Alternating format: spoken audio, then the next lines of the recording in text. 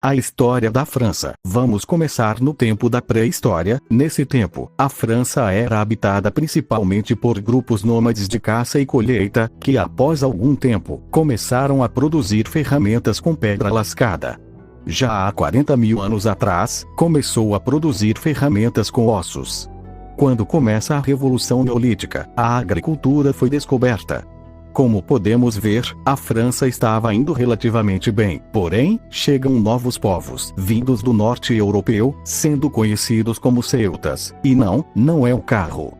Quem foi o desgraçado que teve a ideia de colocar isso no roteiro? Mas enfim, tudo estava indo bem, até que um povinho lá do sul, chamado romanos, começou a pôr o olho naquela região, e liderados por Júlio César, começou a invadir a região, conhecida como Gália, e assim em 51 a.C., a Gália caiu sobre o domínio romano, sendo completamente dominada sobre mais de 350 anos. Os romanos foram responsáveis por uma grande mudança na região, com construções como banhos públicos, aquedutos, fontes, teatros entre outros. Como nada dura para sempre, Roma começou a se degradar com o tempo, com invasões de um povinho chamado bárbaros, fazendo pressão nas fronteiras. Após anos de pressões, os romanos começaram a perder o controle sobre a Gália. Foi nesse cenário de caos e enfraquecimento que surgiram os francos, um grupo germânico que habitava as regiões ao redor do rio Reno. Os francos eram conhecidos por sua habilidade militar e organização tribal, e aos poucos começaram a expandir seu território para dentro da antiga Gália. No século V, com a queda do Império Romano do Ocidente, os francos aproveitaram a brecha e consolidaram seu poder. Sob a liderança de Clovis I, que se tornou o rei dos francos em 481, eles unificaram várias tribos e expandiram seu domínio. Clovis também foi responsável por um evento crucial, a conversão ao cristianismo, algo que agradou à Igreja Católica e garantiu o apoio da elite religiosa. Essa conversão marcou o início da ligação entre a monarquia franca e o cristianismo, que mudaria a história da França por séculos. Com a morte de Clovis em 511, a França é repartida entre seus 4 herdeiros como se fosse uma propriedade privada. As 3 províncias que constituem o império começam a lutar entre si. O período que vai de 561 a 610 é marcado pela rivalidade entre 2 mulheres. Fredegunda, amante de Childerico, rei de Neustria, e Brunilda, esposa de Sigiberto, rei da Austrásia.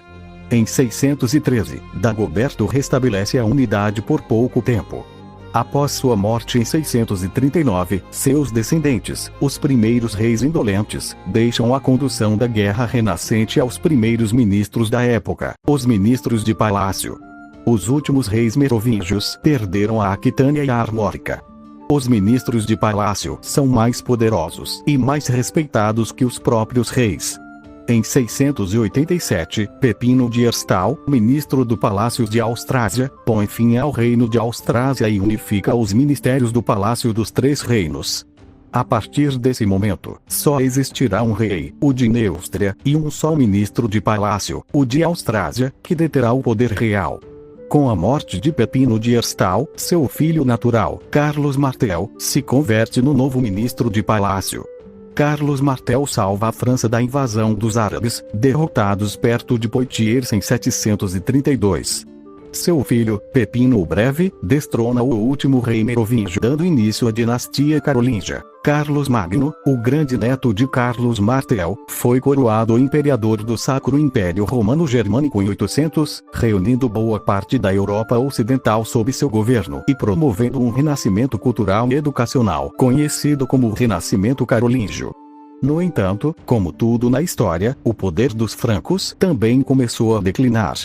Com o declínio do Império Carolíngio, a unidade construída por Carlos Magno desmoronou rapidamente. No Tratado de Verdun, em 843, o Império foi dividido entre seus netos em 3 partes. A França Ocidental, que se tornaria o núcleo da França. A França Oriental, que evoluiria para o Sacro Império Romano Germânico. E a Lotaríngia, entre elas. A divisão gerou instabilidade e enfraqueceu ainda mais o poder central.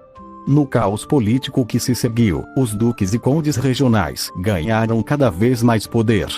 Em 987, Hugo Capeto, um nobre da região de Ile-de-France, foi eleito rei, marcando o início da dinastia capetinga. Diferentemente dos reis carolíngios, os primeiros reis capetingios tinham pouca autoridade real e governavam mais como líderes regionais do que como soberanos de um reino unido. Com o tempo, os reis capetingios começaram a expandir sua influência. Filipe II, também conhecido como Filipe Augusto, reinado de 1180 a 1223, foi fundamental nesse processo.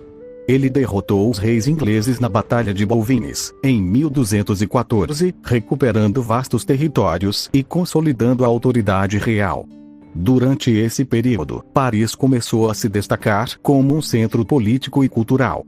Entre os séculos XI e XIII, a França foi um dos principais participantes das cruzadas, campanhas militares organizadas pela Igreja Católica para reconquistar a Terra Santa. Essas expedições tiveram impactos profundos na cultura e na economia francesa, introduzindo novos conhecimentos e produtos.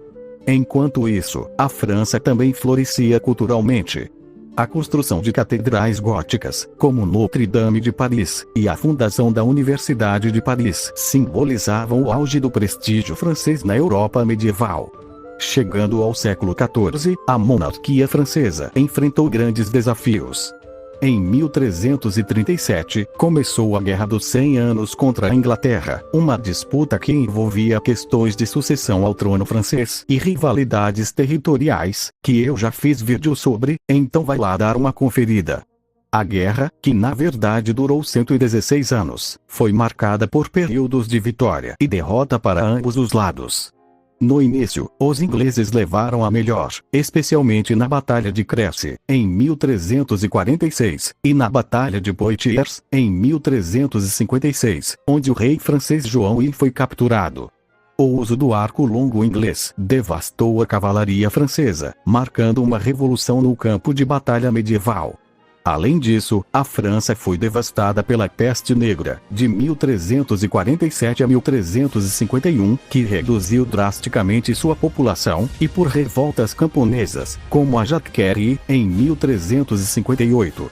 O reino parecia à beira do colapso. Foi apenas com figuras como Joana d'Arc, que liderou a resistência francesa no século XV, que a maré começou a virar. Ela inspirou a reconquista de Orleans, em 1429, e ajudou a coroar Carlos VII como rei da França. A Guerra dos 100 Anos terminaria em 1453. Após o término da Guerra dos 100 Anos, França iniciou um período de reconstrução e centralização do poder. Sob a liderança de monarcas como Luís XI, o país consolidou seu território e enfraqueceu o poder dos nobres feudais, dando início ao fortalecimento da monarquia absolutista que marcaria os séculos seguintes. No início do século XVI, Francisco I ascendeu ao trono e promoveu a Renascença francesa, patrocinando artistas e intelectuais e fortalecendo a cultura francesa. Durante esse período, a França também expandiu sua influência por meio de guerras e explorações no Novo Mundo. No entanto, os conflitos religiosos entre católicos e protestantes, huguenotes, no século XVI, geraram um período de instabilidade, culminando no massacre da Noite de São Bartolomeu, em 1572. A crise foi parcialmente resolvida com a ascensão de Henrique IV e a promulgação do Edito de Nantes, em 1598, que garantiu liberdade religiosa aos protestantes. Henrique foi sucedido por Luís XIII e pelo influente cardeal Richelieu, que consolidaram ainda mais o poder da monarquia. No entanto, foi com Luís XIV, o Rei Sol, que o absolutismo alcançou seu auge.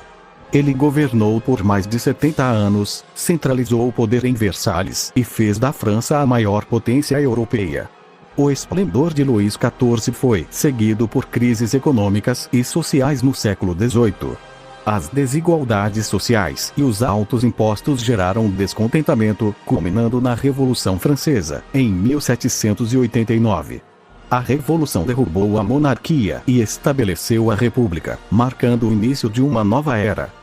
No entanto, a instabilidade política deu espaço ao surgimento de Napoleão Bonaparte, que governou como imperador e expandiu a influência francesa por toda a Europa antes de sua derrota em 1815. No século XIX, a França passou por várias mudanças de regime, alternando entre monarquias, repúblicas e o Segundo Império de Napoleão e durante esse período, o país também viveu a Revolução Industrial e expandiu seu império colonial. Em 1870, começa a Guerra Franco-Prussiana, dando um marco na França após ser completamente humilhada durante a guerra. A Primeira Guerra Mundial, de 1914 a 1918, devastou a França, mas o país saiu vitorioso. Na Segunda Guerra Mundial, de 1939 a 1945, a França foi ocupada pela Alemanha nazista, mas conseguiu se libertar com a ajuda dos aliados. Após a guerra, a França se tornou um dos membros fundadores da União Europeia e da Organização das Nações Unidas. Durante a segunda metade do século XX, o país passou por uma rápida modernização e enfrentou desafios, como as guerras de descolonização na Argélia e no Vietnã. Nos tempos atuais, a França é uma potência global, reconhecida por sua cultura, economia, ciência e liderança política. Então pessoal, esse foi o vídeo. Espero que tenha gostado. Não esperem mais vídeos para esse ano, já que estamos praticamente no final dele. Então Feliz Natal para vocês e tenham um próspero ano novo.